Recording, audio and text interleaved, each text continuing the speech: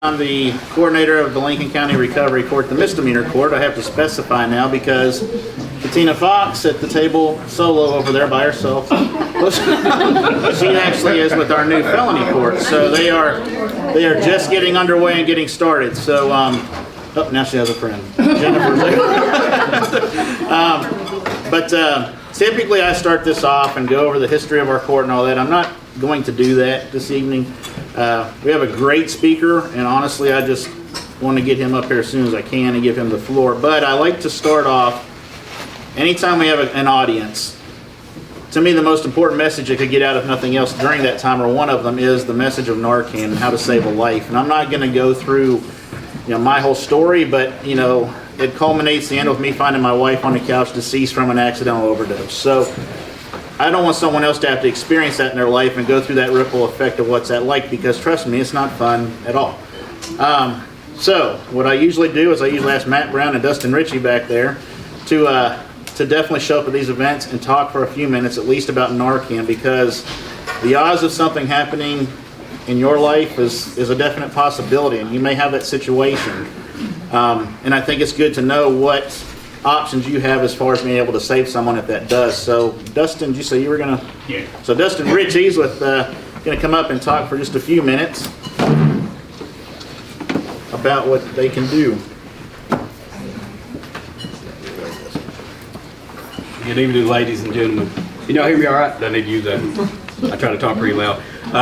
So my name is Dustin Ritchie. My partner back there, sitting solo at that table, that's Matt Brown. We're a regional overdose prevention specialist. We cover Region 5 South, which is southern middle of Tennessee, 13 counties here in the southern middle part of the state. We work for a grant out of the Tennessee Department of Mental Health and Substance Abuse Services. The name of the grant is called Tennessee Save a Life. And what the Tennessee Save a Life grant allows myself and my partner to do is we get to go around and we get to do opioid informational trainings. We get to train individuals on how to recognize and respond to overdoses, specifically opioid overdoses, and we distribute naloxone out to community members who otherwise won't be able to access that naloxone. Naloxone, or Narcan, is the life-saving medication that will reverse an opioid overdose. Something that's getting added to our grant this year also is we're getting stimulants added to our grant, so we're going to be talking a lot more about stimulants on top of opioids. And what makes this program so important is in 2020, 3,032 Tennesseans lost their lives to a drug overdose. 2,388 of those deaths were just from opioids alone. About 80% of the deaths, the total deaths in the state, were just from opioids. Narcan could have been a lifesaver in those instances. Naloxone gives individuals another chance at life. Me, myself, I've been hit with Narcan 2 times. I've been brought back. I'm a person in long-term recovery. We've had the opportunity to partner with and be at a lot of different events hosted by recovery courts in the state and across our region, actually. And one thing I can say about the recovery courts is that they do, in fact, work without a doubt. Just like naloxone, recovery courts save lives, and that's proven every day by the individuals that come out of the courts. My former partner, Stephen Mason, I wouldn't be where I'm at today if it weren't for him. A big part of his recovery is recovery court. My partner, Matt, is a graduate of the same recovery court that Stephen came out of. If anybody is in need of training, if anyone is in need of Narcan, please reach out to myself or Matt. We'll be happy to talk to you. If you're part of an organization, we do all kinds of different trainings. We come in, we'll train organizations, we'll train courts, we'll train individuals, come to their house if they want us to meet them at the house. We'll come there, we'll meet them in Walmart parking lots, train them. Anything that we can do to meet people where they are and to save a life, that's what we're going to do. Thank you.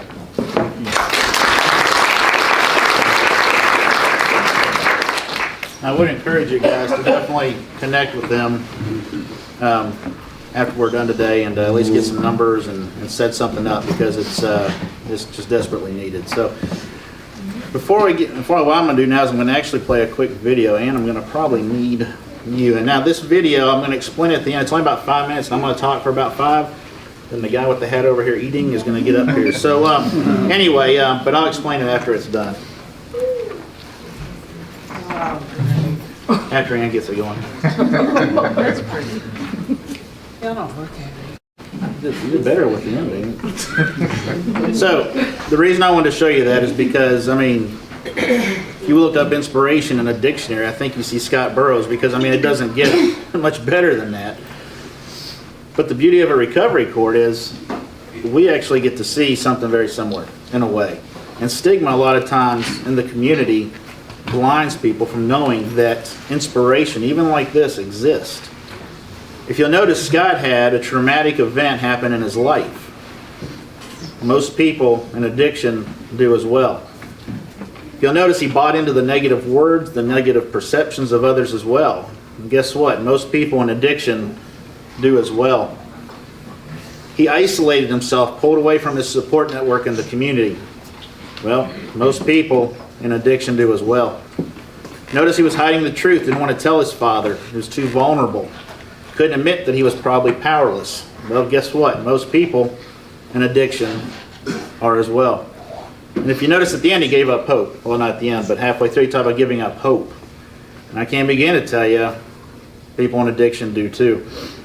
The beauty is, though, that the video doesn't stop. It keeps playing. So if you'll notice, he also found a moment where he was honest and open. He was willing to be vulnerable and willing to be able to express that to someone. And people in recovery do.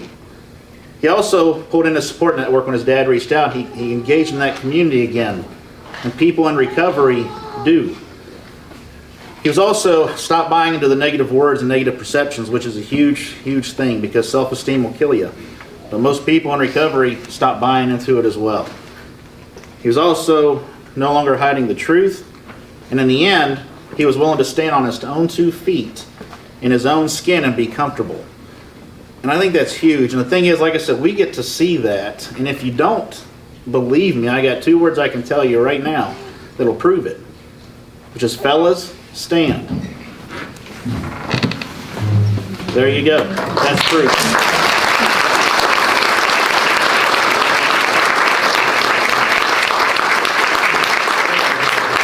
So that was my vain attempt to go before Dr. Loyd, because he's a really good presenter. Our keynote speaker tonight is Dr. Stephen Loyd, and I mean, you can Google him if you'd like. He's nationally recognized. He's a leader in the addiction field. I actually messaged him, texted him, and said, "How, where's your CV, your resume? You only pull it off your website. How do you want me to introduce you?" And he said, "Heck, man, just introduce me as an addict in recovery. That's what it's all about." And I thought he's right, and I'm actually really happy to be able to call him my friend, and in a mentor in a way, because I can't tell you, if I get a drug screen, I'll contact our toxicologist with the lab, but then I call him and I get an answer usually first, and so I kind of lean on him a little bit, but he's a great presenter, and you guys are getting ready to see him. And I'll tell you one quick funny story before we get up there. Last time he came down to Fayetteville, he talked to me earlier today on the phone. He goes, "Hey, you going to be at that thing tonight?" "I think I am too." And I said, "Yeah." And he goes, "I'll see you there." And he hung up the phone, and I thought, that doesn't sound like someone who knows they're the keynote speaker in the room. And so I arrived here, and I asked some of the coordinators, and came real clear, he doesn't know. So I called him, and Dr. Loyd said, "Hey man, I'm about 25 minutes out on the GPS. I'll be there right at 6 when it starts." I said, "Do you happen to know you're the keynote speaker?" And that laugh like that, no, he didn't know. So he ended up showing up, and just really did a great job. But tonight, I kind of wanted to get through this intro stuff, because honestly, if you got somebody like Dr. Loyd, I want him to be able to speak all he wants. And so, without further ado, Stephen Loyd. Thanks, Tony. I was coming down here last time because we had started to do some work in this area, and I had never been to Lincoln County. And my GPS brought me a way that I was sure I was getting ready to fall off the end of the earth, because I hadn't seen an interstate in hours. And Tony called and told me that he needed me to do that, and I was honored to do it, and honored to meet the people I met. And I ran into a couple more of them here tonight, which is a good thing for me. He called and asked me to do this a while back, and I got to thinking, I was really thinking, because I had to drive from Northeast Tennessee late last night in order to be here today, and I came for this specific reason. And then I'm going to come back, turn around tomorrow and drive back to Northeast Tennessee. So I came here specifically for this. This is important stuff that's happening right here today. And I want to tell you just a little bit how the world is changing.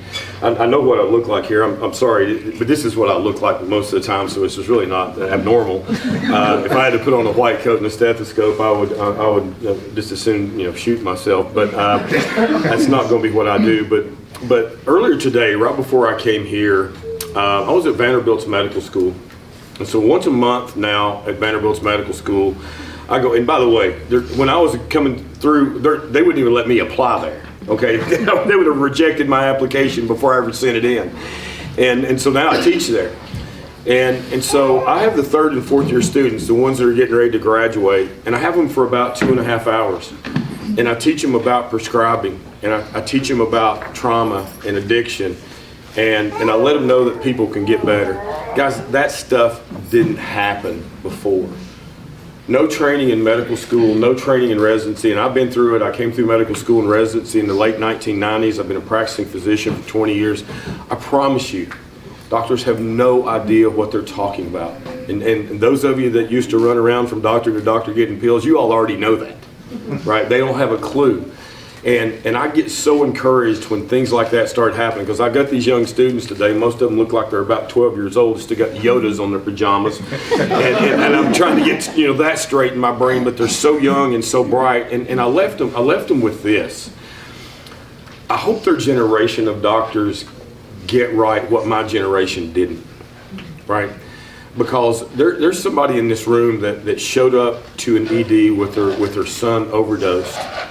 And took basically a tongue lashing from the doctor that's supposed to be helping. And that's the kind of thing we got to change. That's unacceptable. Right? That's not how this works going forward. There's only one thing that's common among every religious text in the world.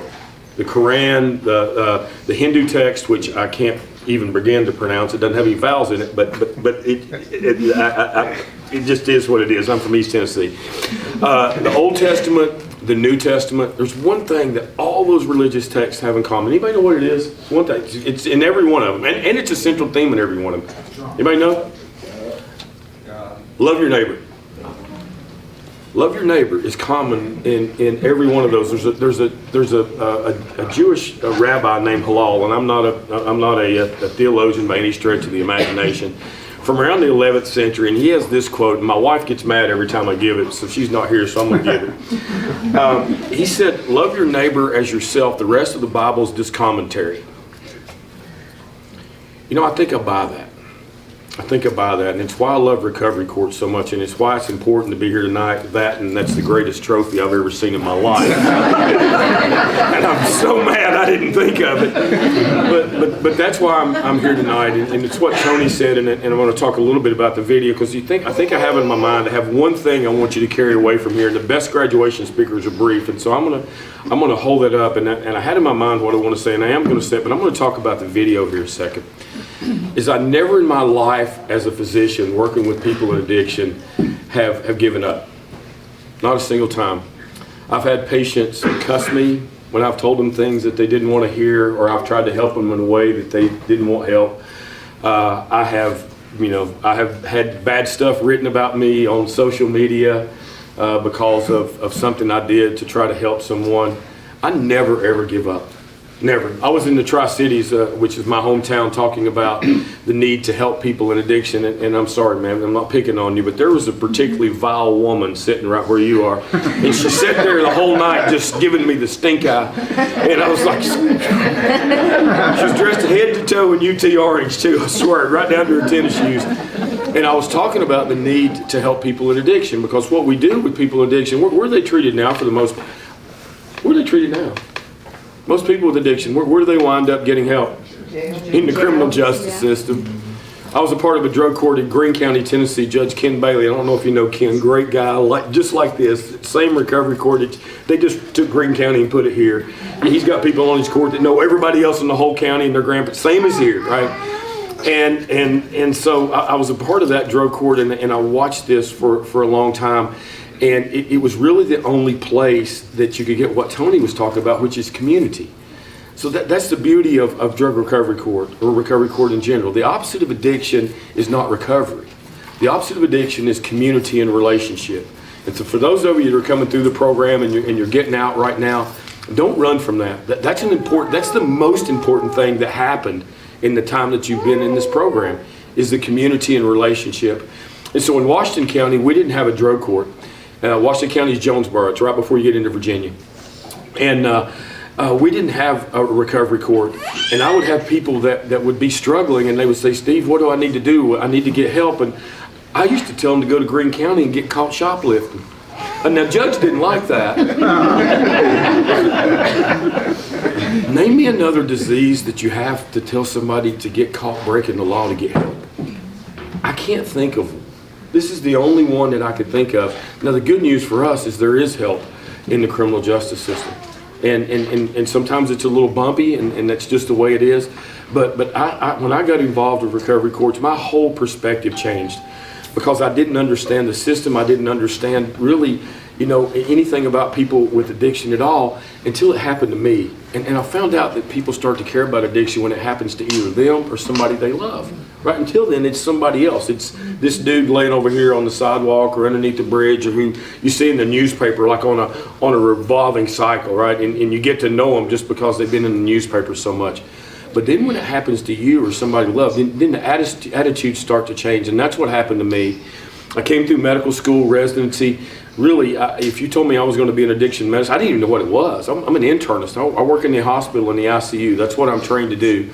And if you told me right now, Steve, you got to go back and you got to do that, I'd quit. I'd quit medicine. There's no way I'd go back in the hospital. I don't want to do that anymore. I want to do this, because I get to see stuff that Tony's up here talking about. I get to watch people come in, and I get to see them at their absolute worst. And then 2 months later, I can't even recognize what they look like. It's the most amazing thing. And if you want to know the truth, that's my addiction now. I get addicted to that. As far as I know, I can't get sent to treatment for that, although it's possible, maybe. But that's what I'm addicted to. I'm addicted to watching that. I'm addicted to watching the young ladies that come through and that we get the pleasure of helping. It's neat to watch them become mommies and then start to get on in their life. And guys, that's a lot of fun stuff. So I'm going to get back to my particularly vile woman right now. So I'm talking like this. And they're talking about, well, how many chances does somebody get, right? And because we're talking about Narcan and that kind of thing. Well, how many chances? She's just mean and holding her phone up and taking my picture. And it's causing me some flashbacks right now. And so where I was standing, I could see 4 church steeples. And I was at the Gray Fairgrounds. And I could see 4 church steeples. And it dawned on me the answer. I gave her the Jesus answer. What's the Jesus answer? Everybody know? 7. Not 7, not 70, but what? 7 times 70. Jesus' point was not 490, right? His point was as many times as it takes. How many times there was a politician up in Ohio recently that said that they need to stop Narcan and kids who had overdosed and just let them go. That and that would teach them a lesson. That's a pretty severe lesson. I'm not sure how you come back from that one. But my question to him was, what if it's your kid? What if it's your kid? So a few years ago, I got to go to Washington at National Recovery Day, and they had a panel of speakers up on the stage at the White House. And one of them was Chris Carter, the NFL wide receiver that's on the ESPN shows. And another one was a lady named Ariana Huffington. And she's like this gazillionaire that owns the Huffington Post. And then there was this small town mayor from Minnesota. And I'm sitting there going, what the heck is that guy doing up? He says, mayor in some town in Minnesota I've never heard of. And he got up and he told this story. I'll never forget it. He's the mayor of his town, and they've been ravaged by opioids. And they've got people dying of overdoses, and he's as in his role as mayor, he's over the city commission, over the county commission. And they bring it up at the county commission meeting that they would like to start having their EMS first responders be trained and administer Narcan, right? Good thing, right? Everybody in this room knows that. We've already had somebody tell us that. So it's a good thing. And he led the discussion and ultimately voted against it because you would be enabling people in their drug use. I hate that word, first of all. I don't even know what it means. But you'd be enabling people in their drug use. And I was listening to him, and I was like, man, where's he going with this? And about 6 months later, he and his wife were getting ready for dinner. And the sheriff, who works for the mayor, pulls up in his driveway and knocks on his door. He answers the door, and he said, "I didn't have any idea what he was there for. I bet everybody in the room knows what he was there for." All right, they found his daughter, and she had overdosed and died, and first responders didn't have Narcan. All right, and when he told that story, I mean, it was just like here, right now, you could have heard a pin drop. And you watch the pain and agony in this man's face as he lost his daughter. Because those of you with kids, and I've been sitting next to this rascal right here. You know, what would you do to save the kid's life? Right? You take a bullet. Right? You take a bullet, and that's what he has to live with. And so he's made it his mission to make sure that nobody ever has to do that again. And when I hear stuff like that, I love it. So the particularly vile woman, I gave her that answer, and I believe that answer today. I don't give up. And that's going to be part of my message with you guys going forward, because I'm going to tell you this: you're coming in, and recovery court graduation is not the end. It's actually the end of the beginning, because now you have the rest of your life, and there's going to be stuff that comes up. So I'd been in recovery. I started out using OxyContin in my chief resident year. I'd already graduated med school. I was getting ready to step out into private practice. Started using Lortab, and then it graduated to OxyContin and Xanax. And I wound up using about 500 milligrams of oxys a day and about 8 milligrams of Xanax. And keep in mind, I'm seeing your relatives in the ICU teaching in med school the whole time. Nobody ever knew. And I wound up getting, just absolute world-class help. And I didn't understand anything at all about addiction. I didn't understand the first thing about it until it happened to me. And then I wanted to learn everything about it I can. And it completely changed my life.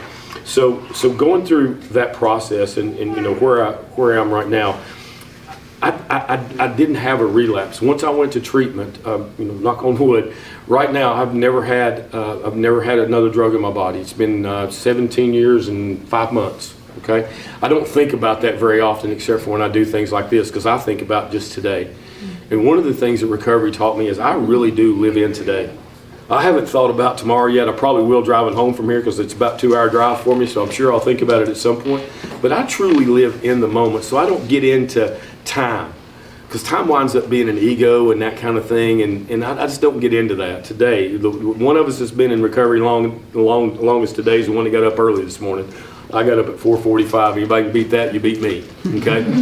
And I look at it that way every single day. But here's what happened to me. I start going through my life, and I start getting these things. My career starts to go up. I go back to my university. I'm still teaching in the medical school, and then I do really well. And so they make me over all the residents. So now I'm a residency program director. And then I move up from there, and now I'm the chief of medicine, and then I'm the chief of staff for the hospital. So I'm over every doctor in the whole hospital. We got like 230 of them. And so my career's doing this, and I kept progressing through my life. I kept doing the things I thought I was supposed to do, but I'd held on to a couple of secrets. All right. And so my first message to you is don't hold on to secrets. Secrets will kill you. We are as sick as the secrets we keep. And I held on to a big one. Didn't get help for it in treatment, but I held on to it. And I'm going to tell you how it affected me here in just a second. So I'm going through, my career's going well, my recovery's going well. By all means, I look great. I got hired by the governor of Tennessee to move to Nashville, and I was our state's first drug czar. And so I'm in this position, but I had this secret. And the secret was that I hadn't dealt with was that I was sexually abused as a kid. My favorite uncle started molesting me when I was 5. And he raped me several times in between age 5 and 7. So I wasn't going to tell anybody that, right? I wasn't going to tell anybody that. And I had pulled myself up by my bootstraps, and I had gotten past that, and I wasn't blaming anybody, and this is what I was going to do, and this is what I've done so far, so I'm doing fine. And then a few things happened. My daughter got married. My son graduated from college, and my daughter graduated from college. And so the goals that I had in my life were that my kids would graduate college and have no debt. I didn't want them to have to pay for it. And when they graduated, neither one of them had a dime in debt, right? And now my daughter's married. My son has met the person he's going to ultimately marry. And I felt like, okay, if I get killed today, I did something. I did that, because I didn't have any of that. I did that, and I was really proud of that. And so I was driving from Cookeville back to where I live in Mount Juliet. and just driving down the road. And I had the first flashback I've ever had in my entire life. I was almost 50 years old at the time. It just hit me. And boom, I was right back in that moment. And I had to pull my car off the side of the road, and I had tears coming down my face. And I picked up the phone and called my sister. And so my sister is 2 years younger than me, and she's wildly successful. And our mother was abusive. She's a great grandmother. She struggled as a mother. She had untreated bipolar disorder. She used to beat us. And I'm not talking spankings. I'm talking belts, belt buckles, bottles, tobacco sticks. I love that because y'all know what a tobacco stick is. Kids at Vanderbilt today had no clue what a tobacco stick was. It's like, what's a tobacco stick? I had to spend time on that. Tobacco sticks. Mom hit me at times with the butt of a shotgun. And I was having the flashbacks, and the flashback that I had besides the sexual abuse was of my little sister. First thing in the morning, in her pajamas, her hair all messed up. Becky has a wildly curly hair, and Mom had her up by one arm, wailing at her with the off arm, and Becky trying to fend off her blows at about 3 or 4 years old. And as if somehow I could stop that. I didn't have flashbacks of my own abuse. I had it of watching my sister, and I called her and I said, Becky, I can't, I'm not able to function. And she said, Steve, I've had that for years. You need to go see a psychiatrist and let him put you on medication. Well, I'm not letting anybody put me on medication. So I blew that off. And so I kept going. I said, if I can just plow through this, it'll be fine. This is a passing thing.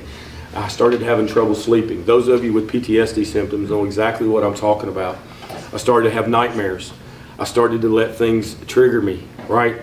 Now, I didn't drink alcohol, didn't use pills, and guys, I still have access to all of those, right? I got my own prescription pad, for gosh sakes, right? I didn't do that, but I didn't ask for help. I isolated and I turned in. I didn't do any of the things that he talked about here. I got to the point where I'd given up hope. It just kept going over and over and over again. And I wound up sitting on the edge of a bed with a loaded .357 Magnum in my lap. I looked around the room. I had my bed made up. I had on my clothes to go to work. I sat down on the edge of the bed with that gun. I cocked the hammer, and I stuck it right there to my temple with the hammer back and my finger on the trigger. And at that moment, I remembered the second takeaway that I want you guys to know. Ask for help. You will run into things. There will be something happen in your life, okay? Because you're in recovery, guess what? The dope man is still in business. There's plenty of other people to buy dope. They still sell beer at the Kroger, okay? Now, the Kroger next to my house, it took a financial hit when I quit drinking, but they still sell it there, okay? There's going to be stuff happen. There's going to be bad stuff happen, okay? And what I want you all to take away with it is the one thing that I did take away. And before I pulled that trigger, I thought of two things. One, who's going to find me? And it would have been my best friend that found me. He would have been the one closest, and he would eventually come looking for me. And the second thing was I couldn't believe that was how it was going to end. After all of this, I lived through the OxyContin and the Xanax and all of this stuff. And it was going to end with me on that bed with a slug in my brain. And my brain's all over the wall. Because that's what would have happened. And I remembered to ask for help. And I was in a dark place. And guys, this is long after I've used. Because sometimes I think we think, well, when the drug is gone or when the alcohol is gone or whatever it is, everything's going to be okay. That's not true. Right? There's still going to be stuff happen. And now, we got to keep that stuff away, right? I mean, imagine if I had drank or taken pills and wasn't thinking at all, right? I'll pull the trigger. But I didn't. I remembered to ask for help, and I had the gun, and I set it down, and I picked up the phone, and I called a buddy of mine, and I told him what happened. And I said, I'm really scared. And he said, Steve, there's this place, it's actually not far from you in Dixon, Tennessee. He said, it's called On-Site. I'd never heard of it. I Googled it on my phone. I threw some clothes in the bag. I didn't even call him. I just drove there, pulled in the parking lot, and walked in. And that's where I started to get help with the secret that I had kept inside for all those years. And tonight I stand in front of you and talk about being sexually abused as a young kid, something that I thought I would never say anything at all about. But it's an important part of the story. It's an important part of the story because when we walk around with this stuff inside of us and we don't share it with other people can't step into our life and help it. Now, can you reverse the sexual abuse? Is there any way to reverse that? Of course not. Of course not. My next goal was to be able to work to forgive my uncle. He died, but I was holding a big time resentment. So the other thing is that resentments will kill you as well. So if I've got this resentment against him and it's eating me up inside, eventually I'm going to do something there as well. So it took a while, and I'm not telling you that I do it perfectly every day, because there's some days that I'll think about it and I'll want to get him, right? And the thing I learned is you just have to keep letting it go time and time again. And so I've gotten to that place. So the thing that I want you guys to take away from here tonight is this, and this is not my normal talk where we talk about brain and all this stuff, but this is, to me, this is way better. Right, this is inside of me. You all know what, you all know something about me now, right? And you probably didn't think that when Tony introduced me. And you all have those things. And some of you who are graduating this court tonight have those things inside of you that you didn't share during your court. You didn't share it with your treatment as you went through. And I would encourage you to take a look at that and being meaningful relationship with somebody that can step into that and help you with it. Right? That's the important thing. If you slip, if you wind up doing something, and even if it's relapse, okay, as long as you're alive, you still have the court. You still have people's phone numbers. You can pick them up and call them and go, hey, okay? Now, do we want to see you do that? Absolutely not. And I'd already planned to talk about this whenever Tony first asked me, but on my way here tonight, I got a call from, we'll call her Krista.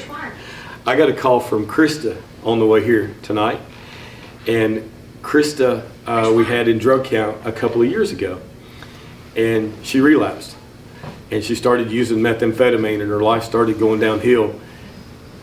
And she picked up the phone and called me and said, hey, Dr. Loyd, you're going to be mad at me. And I said, no, I'm not. I didn't even know what she was getting ready to tell me. And she told me that, and before I got here, we actually hooked her back up with our drug court coordinator, so we're going to be able to get our tentacles back in Krista again. Fine. Many times it takes, guys. The only thing I haven't figured out is I haven't figured out how to work with dead people. Doctors have figured out how to bill for it, but they haven't figured out how to do it. So I haven't figured out how to work with dead people. So what I want to leave you with tonight is, one, the secrets inside of you that you can't tell anybody. Form a meaningful relationship with somebody, right? Somebody in your church, somebody in your Sunday school class, somebody in the court, and start to work through those things, because if you keep them inside, they'll eat you alive. And number two, no matter what, ask for help. Okay, how would my life been different? And because that wasn't that many years ago. That was only about 5 or 6 years ago. And I've been in recovery almost 18. Okay? So how would my life been different? Well, I wouldn't be here in front of you, and somebody would have had to clean my brains off the wall. So take those two things with you tonight, along with the greatest trophy in the history of the world. And don't get callous to the people who are still out there. There are people out there in this community right now, and my bet is there's somebody in this room right now, just by the numbers, who's still struggling. And sometimes I think that those of us in recovery start to get a little highbrow and look down our nose at them. Oh, they did this, they used here. And I'm like, well, actually, I did that too. And I always try to remember that before I go casting stones. I try to remember, golly, somebody was talking the other day and they were so mad because somebody had gone face down at the dinner table, and I can get like that, but 19 years ago at Thanksgiving, I face planted mashed potatoes. Nobody said a word, and I was at the head of the table. Right? That's denial, by the way. But if you think about it, we need to extend the same grace to others that has been extended to us. Right? And I think that if we do that, I was listening to some celebrities on a podcast the other day, and I don't know what world they live in, and I'm not even sure why I was listening to the podcast, but they were talking about what they could do, right? Well, the only thing we can do is vote. That's all we can do, you can't, and I'm thinking, what world do you live in? There's a lot you can do. You can help the person right in front of you. You don't have to go on a mission trip on the other side of the world. There's people right here in Lincoln County that need somebody to step into their life and help them. So what we try to do, and the hardest thing that I do in my job is find doctors that believe what I believe, because they want to bring our patients in and they want to give them 3 strikes and they're out. They want to tell them they got to find their bottom. They want to tell them all this other stuff, right? And then they want to kick them out as soon as they mess up. And I fire those people in about a week, okay? I need somebody that's going to meet hurting people no matter what and help them find a path to recovery that's right for them. That's what I need. So if y'all know anybody like that, let me know, because I'm on the lookout for them. And it's really, really hard to find them. It's really hard to find them. So with that said, that's not the longest in the world, but I think there's a lot of meat on the bone I threw out there. And no matter what, just like this guy, I would never, ever give up on anybody. I don't give up, okay? There are consequences, and sometimes we have to deal with those consequences, and I know Judge feels this. There are times Judge has to do things that hurt him inside, but it's a consequence, and he knows it's what he's got to do, and he does it. It doesn't mean he doesn't love you. Doesn't mean he doesn't love you. And I watch the judges I work with all the time, and I respect them. I wish I had a gavel, but other than that, very jealous of that. But if you ever need my help, Tony can get a hold of me better than anybody I've ever seen. So ask Tony. I told him you reached out to me not long ago, and I was on an airplane. I was 35,000 feet, and I got a text. How does that happen? And I returned it, though. I said, I'm not sure how this works, but because it's an honor to be here tonight, and I look forward to hearing about the folks who come through the program. Thank you.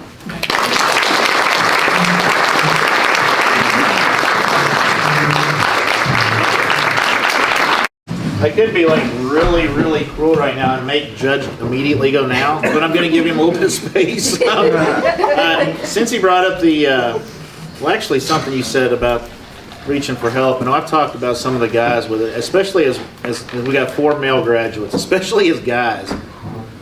You got to get over that internalizing and not wanting to talk to people, because that'll kill you in the end. You got to get past it. Anyway, the trophy he was referencing, which in case you didn't happen to notice this beautiful thing when you walked in, I do have to keep explaining this, otherwise you guys will think we're just really, really weird here in recovery court. First graduation ceremony we had, I took a wooden block, sprayed it black, and took a cup home, sprayed it gold, and screwed right through it to the block and said, here you go. It was kind of a joke, but instantly could tell this was a tradition now, because I had so many other people in the program come up to me afterwards and say, I'm going to earn one of those trophies. And so, and the reason for the trophy, if you guys don't know, is drug screens, observed drug screens, are like the linchpin of this program. It's the one way we have of knowing what a person's doing or not doing, because even if they're trying to get something by you, it's hard to get through the observed drug screen because there are lab results every time and so forth. So I had a very creative trophy shop in Tullahoma where I live, and the husband was very artistic, I guess you would say, and called me and said, I have an idea. And so when I went and saw this, I was in love. Now I can get you one of these made. I can't get you the gavel now, Judge Mike can. But I'm going to start with the first guy. What I'm going to do now is kind of give these out one by one, and if the guys would like to say something when they come up, I hope they do. But Cameron Creek here is, I never say the last name. How do you say it? Creaky. Creaky. We've always said it. We've always called him Creek. I've given this guy, I know we're in a church, I'll just say heck. I've given this guy heck throughout the program. He got me back this week, and actually the team doesn't even know about this yet.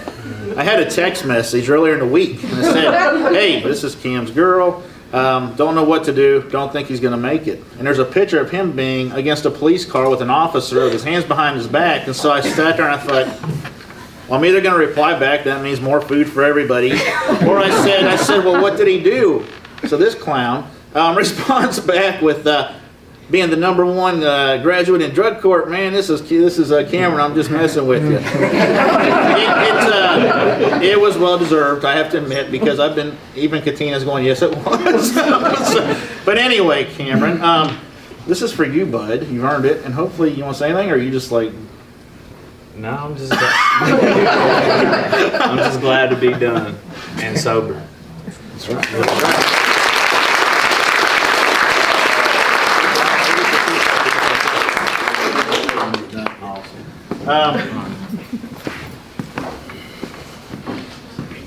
Next up is a guy that Katina over here has tried to not let graduate this week twice. We've had 4 graduates, and everybody she talks to, she tells them 3 because she always forgets Lucas because she hasn't seen him in a bit.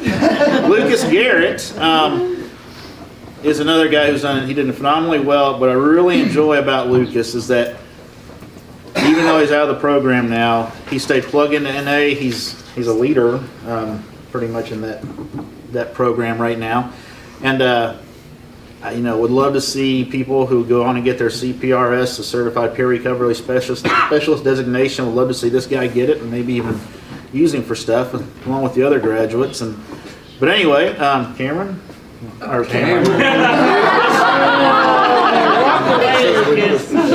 Speak, hopefully. I just want to say, Farnell, I got mine first. I still love you, brother. Cameron was like the last one in the whole list, and he got his trophy first. I don't understand how that happened. Best of luck. I just want to thank everybody for being here tonight, and I'd like to thank the recovery court team for making this possible. I mean, a year ago I was 150 pounds, didn't feel like I had a problem, didn't feel like I needed any help, and I got court nudged, into recovery court, and I very gracefully accepted and was working through it, and I had to take many of these drug tests, had to wait for the worst drug dealer over here while you're sitting whenever you tell them that you're here when you pop up at his office. And he never replies back. He just, so it's, you're waiting outside. He even had me waiting outside so long one time. I did piss myself, pardon my language. Still had enough to do my sample though. Yes, he did. I learned how to hold my pee till 8:30 through this program. And I'm just glad that I had the chance, the opportunity, and everything to go through it. It was rough. It was hell. I did not think I was going to make it, but I did. And it is possible. I know whenever you're going through the program, you're calling the number every day. God forbid when you get into the later phases, don't call and then think you're not going to get drug tested the next day, because that's how you get how many more months? Yeah, you get more months in the program if you don't call. So even when you're at the end, just still call every freaking day. But like Tony said, I help chair and host meetings at the No Matter What group over there at West End Baptist, and I'd love to see more people come in over there and just throw everything out on the table. And I know it helps me every single week. It helps me stay in my recovery and keeps me clean. With that being said, I'll pass it off. Thank y'all.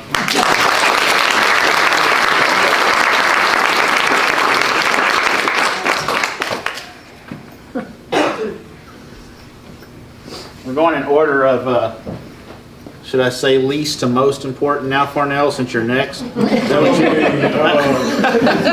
Farnell Burnett is another guy who, of course, is graduating today, and Farnell kind of hit the ground running in the program and didn't look back, but him and Lucas have this competitive streak that's ridiculous. And so they have to see who can phase up first and all this stuff. But Farnell wanted the red carpet. I couldn't get it ordered, buddy. I'm sorry. And but there's still fanfare at least. So come on up, Farnell.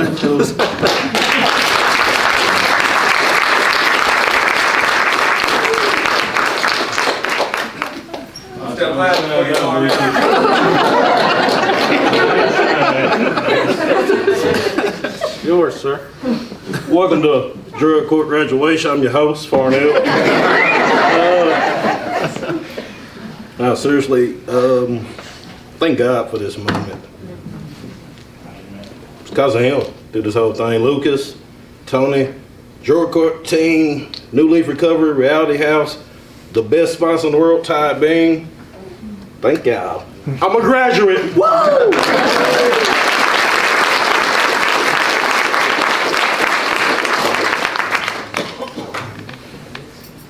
And the last individual, certainly not least, Keith Young, who I tell you, man, we keep telling him all the time he could be doing TED Talks, and so we're all real proud of him. And this is actually, I'll let him explain this.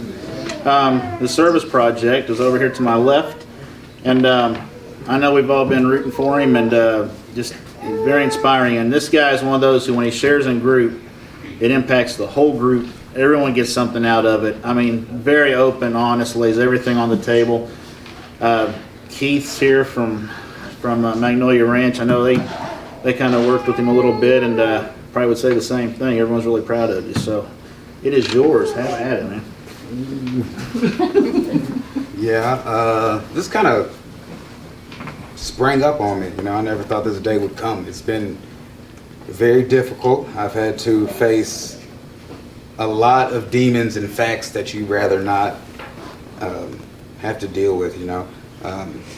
I had to tell myself I was weak. I had to admit to myself I needed help. When you're looking in the mirror and you don't like what you see, and you can't fix it, but nobody knows, it's hell. And it's just like Doctor said, man, he took most of my speech. You gotta ask for help, and that's pretty much where this whole journey started. I remember crying with Tony when I first got in there, crying, begging for help. All right, okay. Just ask for help and all that good stuff. All right, so I know a lot of artists and different things like that. So they wanted to, you know, sometimes it can feel very lonely in this addiction thing. I mean, even when we're in groups and we know all each other and everything like that, we don't really know Lucas, but when we know each other like that, you know, you don't think about people who care about you who aren't going through it. This is pain from people, and me right here, from people who care about us. You know, they understand that we're going through things and we're human. And, you know, we fall down. But we don't always have to get up alone. You know, and there's a story that Tony made us read about a man on a bridge, basically murders a guy, tosses him off the bridge. But that guy was coming across through the guy rope, right? Said, hold on to this. It was tied around him. He jumped off. And then he said, don't let me fall. Don't let me fall, I'll die. What? So the dude sat there for what? A good minute. He sat there for a while, like it was his responsibility to keep this joker alive. And eventually he had to drop him. And you know, and that story is basically about, you gotta make it to the other end of the bridge without, you know, letting the little hang-ups in life that aren't your business, you know, trip you up, you know? So it's simple, but man. All right. And this one, you know, I look at this one, we're kind of living, us addicts, in mantras and idioms and epitaphs and recover. Just slam it. If you're in this program, you're going to deal with it every day, all the time. Your life is this. It's weird to think that it's not going to be. Tony is the best, like, I guess, bathroom buddy I've ever had. So it's just reaching for recovery. That's what we're trying to do. You finally get your hands on it. You got to keep hold of it. Now, this is one of my eclectic little artists. I don't know what's going on here. I like this. It looks like meditation. Thank you.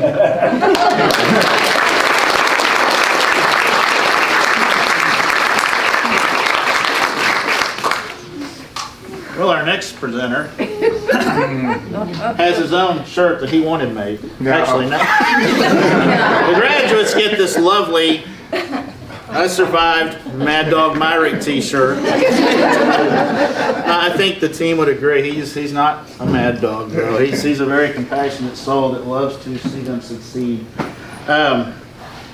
So, Judge Myrick, the floor is yours. All right. Y'all have heard me talk enough, so I'm going to be brief. First of all, I want to thank everybody for coming here, and look at all these people here. And they're basically here for 4 folks that made it through this program. So I appreciate all y'all coming. I appreciate everything the church does, Miss Hatcher and Tommy, where'd you go? He has another meeting. Okay, well, we appreciate everything y'all do. Y'all are a big help, and we sure appreciate it. My recovery court team, y'all stand up. We don't have everybody here, but these guys do a great job.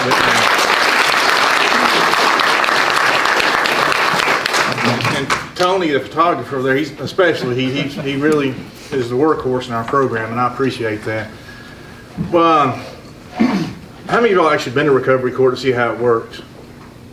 Not a whole lot. It's not like court as you would normally think of court, right? It's in 2 parts. First, the team meets in the conference room there in the small courtroom. We talk about everybody in the program and how they're doing, how well they're doing or not doing, and what we need to do, what sanctions we need to do, or what rewards we need to give. And we have that team meeting. And then after that, we have actual court. And it's not like court like you think about. We have in the small courtroom, and we call each participant up to a podium like this, and we just talk to them. How you doing? How's things going?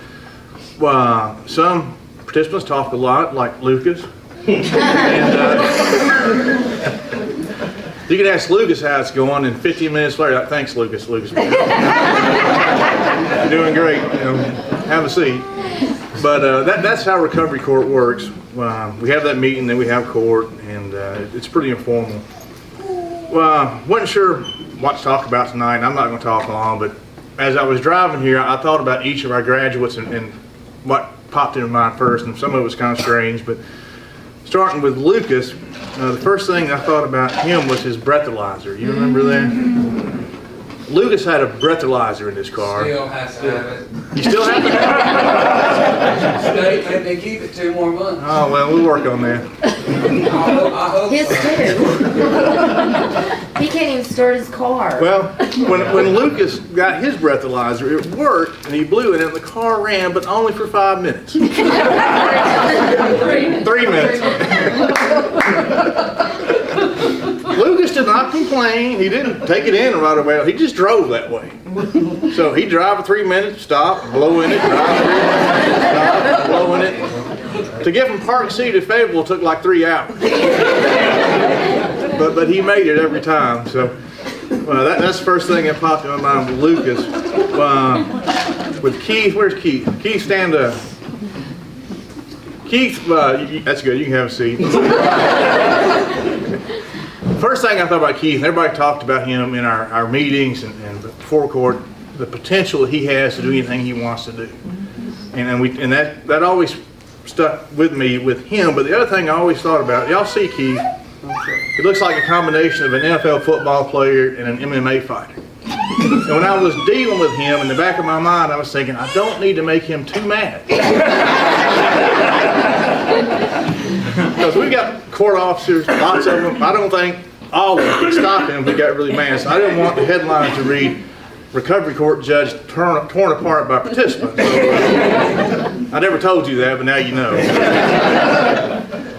But, and then Farnell, where's Farnell? Stand up. What I think about with Farnell, during these meetings, we talk about how well everybody's doing. He was always doing great. Did he ever get a sanction? Did you ever get a sanction? Fantastic. When you don't do well, you get a sanction. And it can be public service work. It can be Dorothy's sweatbox out behind Tony's office. What's it called? Reflection room. Reflection room. But he never got a sanction. He hit the ground running, never looked back, and that's fantastic. I mean, all his reports here to me, Farnell's doing great, Farnell's still doing great, Farnell's doing great. So, I mean, that's what I remember about him. You keep it up. Thank you. And then Cameron, where's Cameron? Cameron, stand up for us. Cameron must be a Baptist because he always sat in the back row of recovery court. Always well dressed, always really nice. And what I remember about him, he's probably still mad at me about it, but I think about Florida. We were having a meeting one time, and Cameron's not doing well. And Dr. Floyd, I know we're not supposed to get mad, but sometimes I do. And the other team members do too. And we were all kind of kind of mad at Cameron. I can't remember what he did or didn't do, but we were all fussing about it. And Tony's looking. He's, oh yeah, and he wants to know if he can go to Florida for a week with his girlfriend. No. So we told him that in front of court, and everybody's like, I can tell he's a little mad. He didn't say anything, and then, I hope you're not still mad. And you can now go to Florida, so have a good time.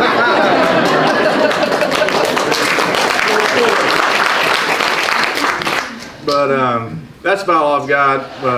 I really appreciate y'all. I enjoy this. It's lots of fun. I love seeing y'all succeed. But like Dr. Floyd said, this is not the end, it's the beginning. So y'all keep it up. I think there's 26 people on those plaques right there. Some of them are still doing great, and some of them aren't.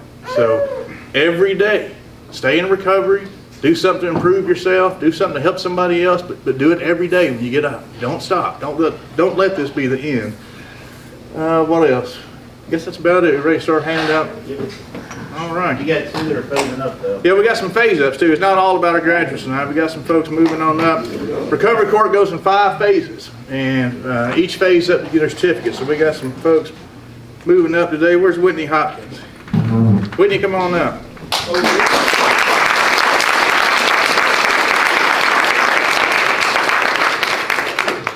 Whitney's kind of like Farnell. She's hit the ground running, not having any problems, I don't think, since you've been in the program. That's good. Well, she's just phase 2, so give her a chance. I'm gonna get there though. Keep your faith. All right, our other Whitney Long, is also going to phase 2. They started at the same time, too.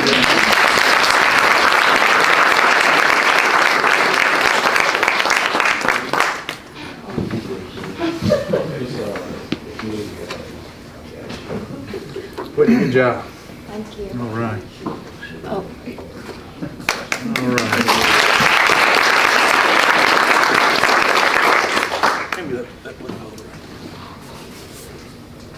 All right, let's get our graduates up here. Random order, so let's see who's first. Farnell.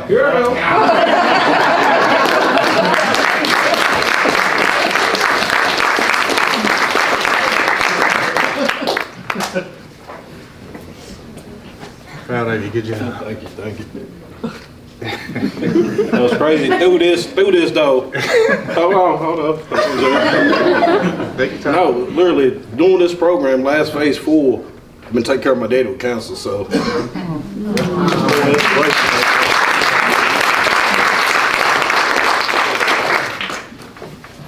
Keith Young. Do it back, go Keith.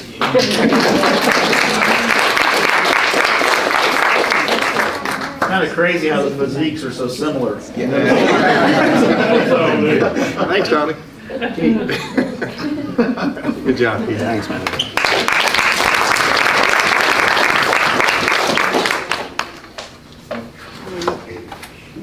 Lucas Garrett.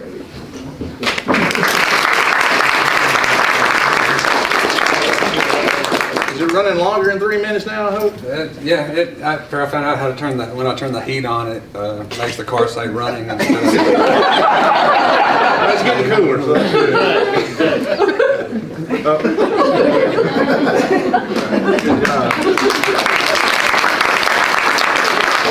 One thing I would like to say that I remember most about recovery court and how he said it's different than other court. All right, I'm sitting in there, there's about 6 people that's up there, and then I'm like, all right, I haven't done anything wrong. Or it was whenever I missed that test. And then we was going up through there, first person, sanction, jail. Second person, sanction, jail. Next person, jail. Next person, jail. And I was like, oh my God, I didn't fail a drug test, I just missed one, I didn't call in, and then Myrick's sitting up there and he sees me with my big eyes. And he said, Lucas, don't worry, you're not going to jail.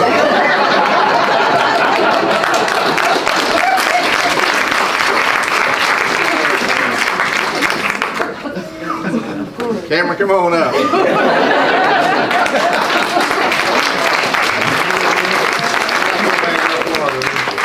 He's not still mad about Florida. I don't know.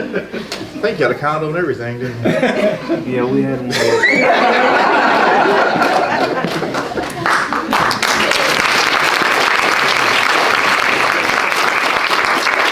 Folks, thank y'all for coming. Tony, it's all yours again. I think that's, just make sure the graduates see me to get a shirt and the There's staff. some Oh. gifts. And there's a bunch of gifts over You want to do here. that, Dorothy? Well, you can just pass them out.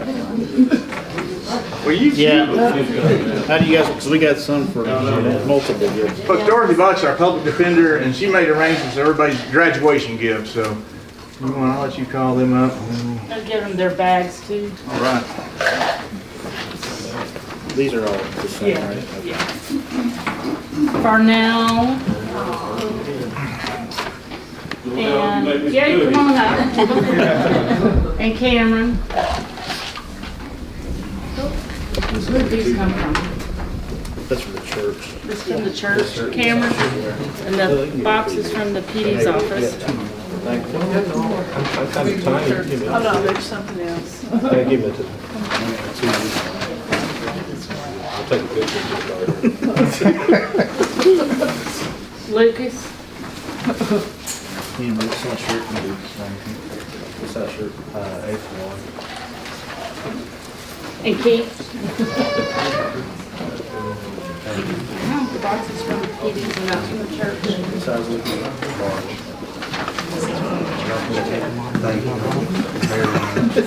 Should have given one of those. What size do you think? There you go.